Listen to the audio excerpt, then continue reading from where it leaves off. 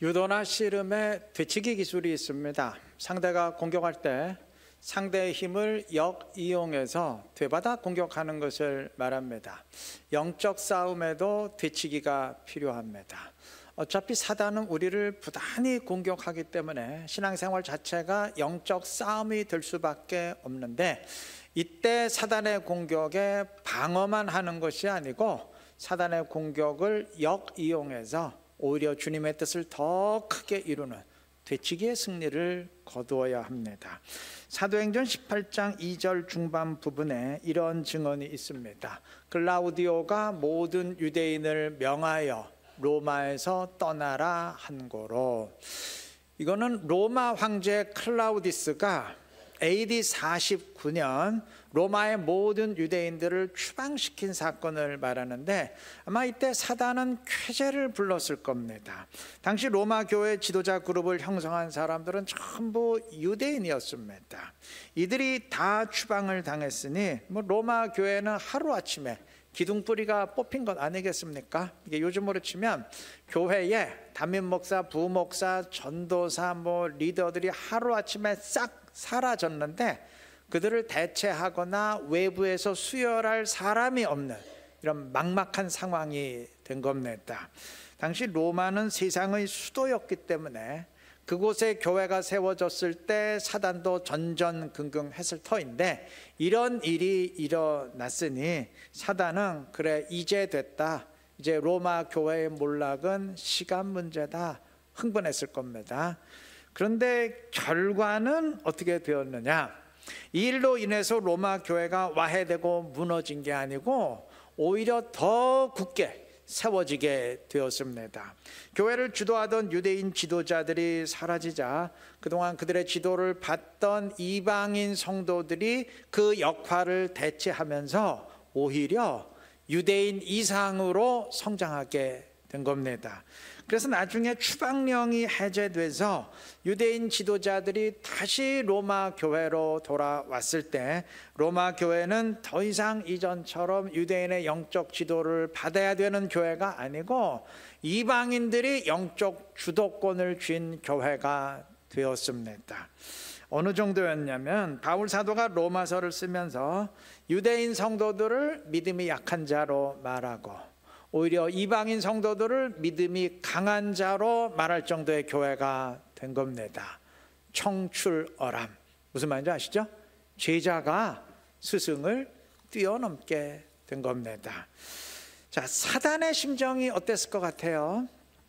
사단은 추방령을 통해 교회를 무너뜨렸다 생각했는데, 되레 그것으로 인해서 교회가 차원이 다르게 성장했으니 사단의 입장에선 되치기를 크게 당한 것 아니겠어요? 이게 혹 때려다, 혹 붙인 것 아니겠습니까? 느헤미야 4장에 의하면 느헤미야와 유대 백성들이 성벽 공사에 돌입하자 이방 대적들이 사방에서 몰려들어서 온갖 비난과 저주와 협박을 하기 시작했습니다. 심리적 공격을 통해서 공사에 참여한 유대 백성들의 마음을 위축시키고 공사를 중단시키려는 의도였는데, 결과는 어떻게 되었느냐? 느헤미야 4장 6절이 말합니다. 이에 우리가 성을 건축하여 전부가 연결되고 높이가 절반에 이르렀으니 이는 백성이 마음들여 일을 하였음이니라. 공사가 중단된 게 아니고 되레 예정보다 더 빨리 진행이 돼서 절반 정도까지 마치게 됐어요. 대적들의 심리적 공격으로 인해서 백성들이 마음 들여, 다시 말하면 열정적으로 일을 진행했기 때문입니다. 찬송 373장 고요한 바다로의 2절 가사는 이렇게 노래합니다. 큰 풍랑 일어나 나 쉬지 못하나 이 풍랑으로 인하여 더 빨리 갑니다. 이 찬송 다 아시죠? 네. 성벽 공사를 중단시키려고 사단이 비난과 조롱, 협박이라는 풍랑을 일으켰는데, 그 풍랑으로 인해서 좌초된 게 아니고 오히려 더 빨리 가게 됐어요. 영적으로 되치기 한 것이죠. 여러분, 하나님의 백성은 영적 되치기에 능해야 됩니다. 그리스도인은 사단의 공격을 당할 때 되치게 할 수 있어야 됩니다. 오늘 빌립보서 4장 4절 한 절 본문으로 읽었는데, 빌립보서는 다 알다시피 바울 사도가 자신이 개척한 빌립보 교회에 보낸 편지입니다. 그런데 빌립보 교회는 영적 되치기를 통해서 개척한 교회였습니다. 지난주에 말씀드렸던 것 같은데, 바울이 빌립보에서 복음을 전하다가 귀신 들린 여종을 고쳐준 것이 화근이 돼서 빌립보의 감옥에 갇히게 됐습니다. 아마 이때 사단은 바울에 갇힌 바울을 보면서 회심의 미소를 지었을 거예요. 야, 그동안 바울 저 녀석이 활발한 복음 전도로 내 속을 다 긁어 놓았는데 이젠 됐다. 이제는 매를 맞고 감옥에 갇혔으니까 위축되겠지. 혹시 알아? 아예 신앙 자체를 포기하게 될지, 이렇게 뭐 잔뜩 기대를 했을 텐데 웬걸요? 사도행전 16장 25절은 이렇게 증언합니다. 한밤중에 바울과 실라가 기도하고 하나님을 찬송하며 죄수들이 듣더라. 바울은 감옥에 갇혔다고 위축되거나 하나님을 원망하기는커녕 오히려 더 주님을 찬양하며 영광 돌렸습니다. 하나님은 지진을 통해 감옥 문을 여셨고, 그로 인해서 감옥의 간수와 그 집의 온 식구들이 예수를 믿고 세례를 받게 됐습니다. 바로 그것이 빌립보 교회의 시작이었습니다. 바로 그것이 빌립보 교회의 개척이었습니다. 사단은 바울을 감옥에 가둠으로 그의 복음 전도에 심각한 타격을 입혔다고 좋아했는데, 바울은 타격을 입기는커녕 되레 그것을 통해서 교회를 세웠어요. 사단이 경악하지 않았겠습니까? 빌립보서는 바울이 감옥에서 쓴 옥중 서신입니다. 빌립보서를 쓸 당시 바울은 로마의 감옥에 갇혀 있었습니다. 아마 사단은 전의를 다졌을 겁니다. 지난번 바울이 빌립보 감옥에 갇혔을 때는 교회를 세웠는데 내가 한 번은 당했지만 또다시 당하지는 않는다. 이번엔 로마 감옥이니까 확실히 주저앉히겠다. 아마 각오를 다졌을 겁니다. 결과는 어땠느냐? 바울은 빌립보서 1장 12절에서 말합니다. 형제들아, 내가 당한 일이 도리어 복음 전파의 진전이 된 줄을 너희가 알기를 원하노라. 여기서 말하는 내가 당한 일이는 바울이 로마 감옥에 갇힌 것을 말하는데, 바울 사도는 오히려 그것을 통해서 복음 전파의 진전을 이루었다고 말합니다. 그 다음 13, 14절은 그에 대한 설명입니다. 13절 보시면, 이러므로 나의 매임이, 즉 나의 감옥에 갇힘이 그리스도 안에서 모든 시위대 안과 그 밖의 모든 사람에게 나타났으니 그랬어요. 바울이 로마의 감옥에 갇힌 것으로 인해서 바울은 감옥 생활을 통해 시위대 군사들에게 복음을 전해서 그들 가운데 많은 사람들이 예수를 믿게 만들었습니다. 그 다음 14절이 말합니다. 형제 중 다수가 나의 매임으로 말미암아 주 안에서 신뢰함으로 겁없이 하나님의 말씀을 더욱 담대히 전하게 되었느니라. 바울이 로마 감옥에 갇힌 것으로 인해서 로마 교회 성도들이, 야, 괜히 나도 복음 전하다가 바울처럼 감옥에 갇히는 거 아니야? 겁을 집어먹고 신앙을 포기하거나 전도를 멈춘 게 아니고 오히려 더 담대히 복음을 전하게 되었다는 말입니다. 바울의 투옥으로 인해서 사단은 복음도 주저앉히고 성도들도 주저앉게 만들 줄로 크게 기대했는데 웬걸요? 되레 그로 인해서 바울과 로마 성도들의 복음 전파가 더 활발히 진행되게 됐습니다. 주님의 나라가 위축된 게 아니고 더 활발히 확장이 되었습니다. 되치게 한 거죠. 아마 이쯤 되면 사단도 바울을 공격하는 게 두렵지 않았을 거예요. 야, 어떻게 이놈들은 때리면 때릴수록 더 강해져. 어떻게 무너뜨리려 하면 할수록 더 확실하게 세워져. 이거 괜히 섣불리 공격했다가 내가 더 크게 당하겠다. 겁을 내지 않았겠습니까? 우리도 이러해야 됩니다. 사단의 공격에 두려워하는 사람이 아니라 사단을 두려워하게 만드는 사람 되어야 합니다. 사단의 공격에 주저앉는 사람이 아니고 그것을 계기로 사단을 주저앉히는, 사단의 뜻을 주저앉히는 사람 되어야 합니다. 한 가지만 명심하시면 됩니다. 성령을 모시고 주님과 함께하는 그리스도인이 되어야 합니다. 마태복음 4장은 1절부터 사단이 예수님을 시험하는 장면 기록했는데, 사단이 예수님을 공격하기 전에 어떤 일이 있었습니까? 바로 그 앞에 3장 마지막 절은 예수님이 성령을 받으셨음을 증언했습니다. 예수님은 하나님 자신이기 때문에 사실 성령을 받을 필요 자체가 없으신 분이죠. 본인이 성령이고 본인이 하나님인데 뭘 또 성령을 받겠어요. 그럼에도 성령이 내려오신 것은 우리를 위한 모범을 제시해 주시기 위함입니다. 예수님이 성령을 받으심으로 사단의 공격을 이긴 것처럼 우리 역시 성령과 함께하면 이기게 될 것입니다. 바울은 성령 충만했기에 사단의 공격 이겼고, 초대교회는 성령과 함께 했기에 역시 이겼습니다. 우리도 성령과 함께하면, 주님과 함께하면 이기게 될 줄로 믿습니다. 사단의 공격이 강하면 강할수록 그것을 역이용해서 되치기해서 더 큰 승리를 거두게 될 것입니다. 성령을 모시고 주님과 함께 하시기를 바랍니다. 그래서 유혹과 공격을 당하면 당할수록 더 크게 승리함으로써 주님을 영화롭게 하고 주님의 뜻을 더 크게 이루어가는, 주님의 더 큰 기쁨이 되는 지혜롭고 신실한 우리 모두 되시기를 바랍니다. 바울 사도가 빌립보서를 쓸 당시 빌립보 교회 성도들은 극심한 박해를 받는 상황 가운데 있었습니다. 이 자칫하면 낙담하고 무너질 수 있잖아요. 그래서 바울은 이들에게 명령합니다. 오늘 본문으로 읽은 4장 4절입니다. 주 안에서 항상 기뻐하라. 내가 다시 말하노니 기뻐하라. 자, 이 말은 박해로 인한 시련이 있지만 잘 견뎌내야 된다, 그런 차원의 말이 아니죠. 박해를 당하면서 얼마나 힘드냐 하는 위로의 말은 더더욱 아니에요. 이 말은 되받아 공격하라는 되치기의 명령입니다.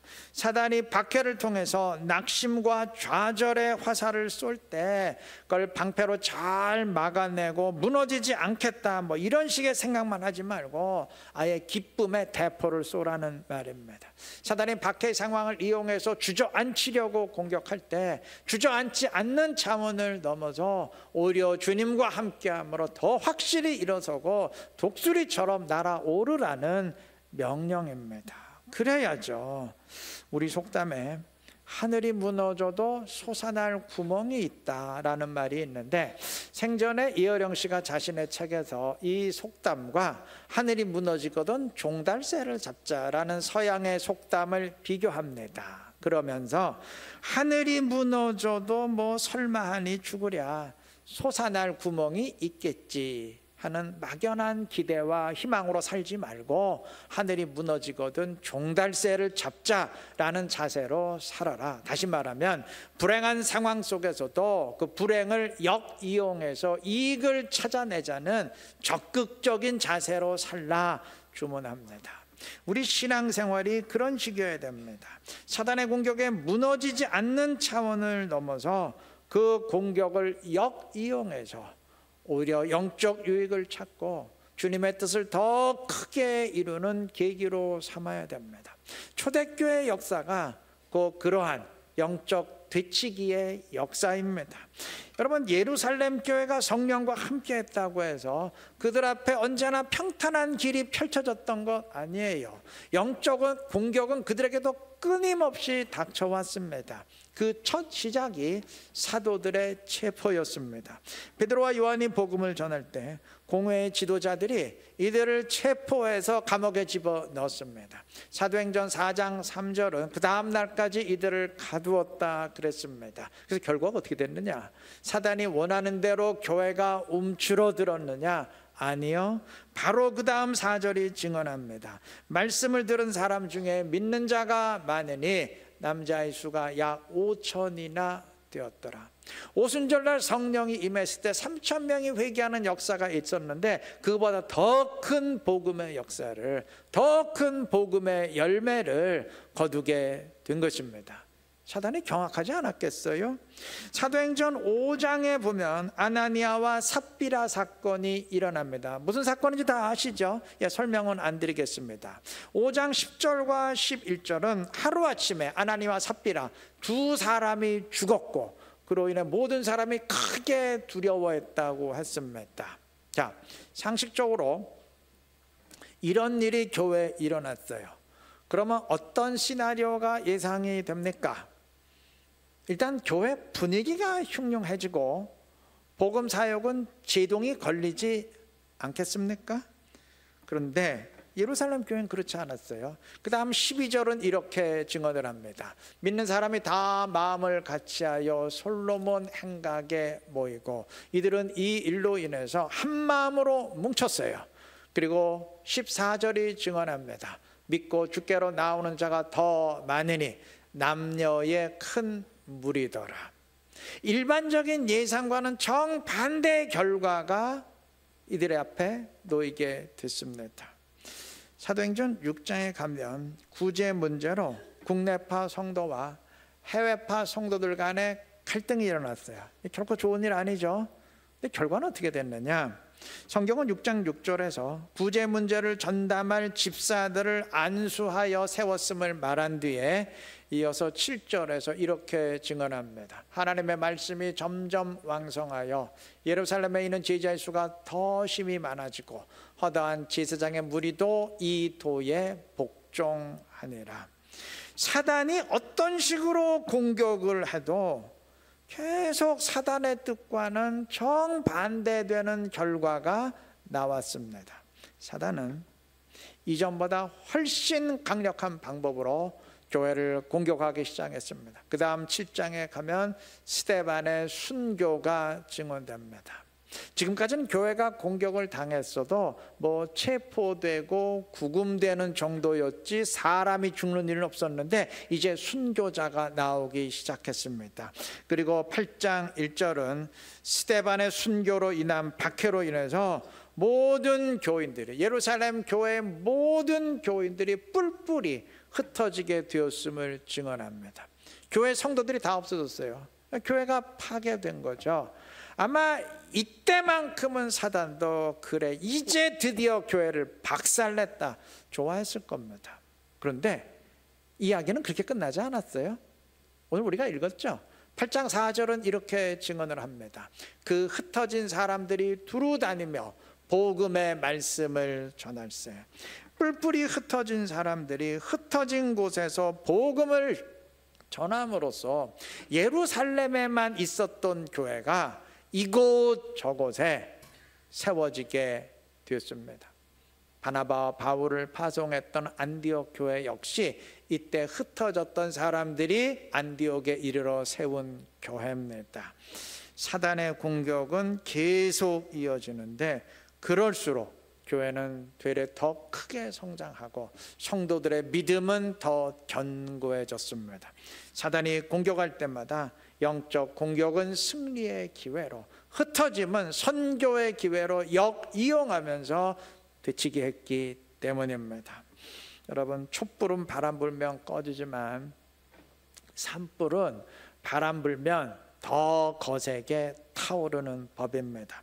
초대교회 성도들이 성령으로 충만해서 산불과 같은 성령의 불길로 타올랐기에 사단의 공격이 바람처럼 몰려왔어도 오히려 그 바람으로 인해서 더 거세게 타오르게 되었던 겁니다. 성경 괜히 주신 거 아니에요. 그냥 독서용으로 감상용으로 주신 것 아닙니다. 읽고 이 원리를 너희에게 적용하라는 의미입니다. 이대로 하면 된다는 주님의 메시지입니다. 우리 역시 성령을 내 안에 모시고 성령의 불이 산불처럼 타오르는 교회를 이루어야 됩니다. 그러면 사단의 공격이 강하면 강할수록 그것을 이용해서 오히려 더 큰 승리, 거두게 될 줄로 믿습니다. 우리를 통해 주님이 사도행전의 역사를 계속 이어가게 하실 줄로 믿습니다. 그래야 되지 않겠습니까? 부디 성령을 모시고 주님과 함께하는 그리스도인 되시기를 바랍니다. 여러분, 예루살렘 교회 성도와 우리가 사람 자체가 다른 것 아닙니다. 뭐 사도들은 특별한 인간이었고 우리는 평범한 그런 거 아니에요. 똑같은 인간이에요. 성령과 함께하면, 주님이 함께하시면 주님의 역사는 누구를 통해서도 똑같이 이루어지게 될 줄로 믿습니다.